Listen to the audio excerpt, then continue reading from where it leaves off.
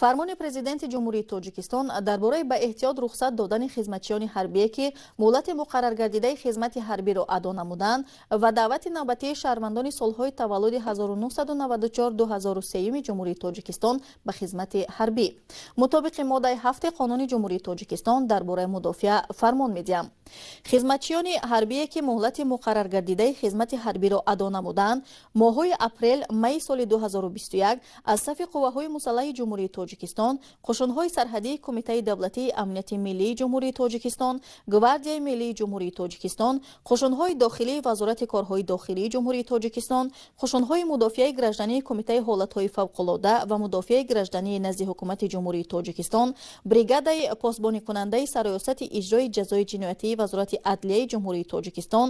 батальони кишоварзии агентии таъминоти амвори махсуси назди ҳукумати ҷумҳурии тоҷикистон ба эҳтиёт рухсат карда шаванд. моҳҳои апрел майи соли 2021 шаҳрвандони ҷинси марди то рӯзи даъват ба синни 18 расида, инчунин шаҳрвандони синни калонтари ҷумҳурии тоҷикистон ки ҳуқуқи ба таъхир андохтани муҳлати даъват ё озод будан аз даъват ба хизмати ҳарбиро надоранд, барои хизмат ба сафи қувваҳои мусаллаҳи ҷумҳурии тоҷикистон, қушунҳои сарҳадии Кумитаи давлатии амнияти миллии ҷумҳурии тоҷикистон, гвардияи миллии ҷумҳурии тоҷикистон, қушунҳои дохилии вазорати корҳои дохилии ҷумҳурии тоҷикистон, қушунҳои мудофиаи граждании Кумитаи ҳолатҳои фавқулода ва мудофиаи граждании назди ҳукумати ҷумҳурии тоҷикистон,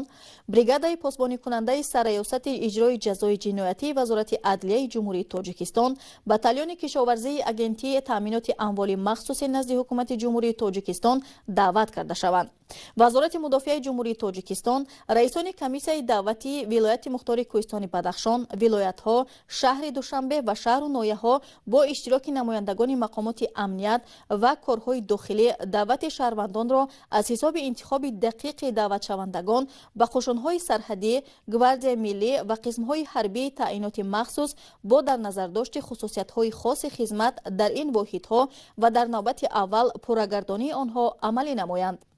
раисони шаҳру ноҳияҳо бо дарки масъулият якҷо бо комиссариятҳои ҳарбӣ барои амалӣ намудани муқаррароти моддаи 34 қонуни ҷумҳурии тоҷикистон дар бораи ӯҳдадории ҳарбӣ ва хизмати ҳарбӣ даъвати муташаккилонаи шаҳрвандонро ба хизмати ҳарбӣ ба роҳ монанд.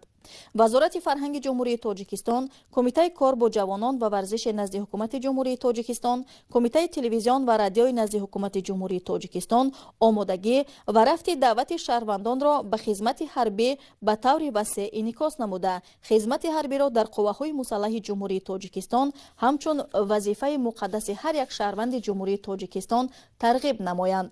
вазорати тандурустӣ ва ҳифзи иҷтимоии аҳолии ҷумҳурии тоҷикистон барои муоинаи назорати тиббии даъватшавандагоне ки аз ҷониби комиссияи даъватии вилояти мухтори кӯҳистони Бадахшон, вилоятҳо, шаҳри Душанбе, шаҳр ва ноҳияҳо даъват шуданд, табибону мутахассисони ботаҷрибаро сафарбар намояд. президенти ҷумҳурии тоҷикистон Эмомалӣ Раҳмон, шаҳри Душанбе, 10 марти соли 2021.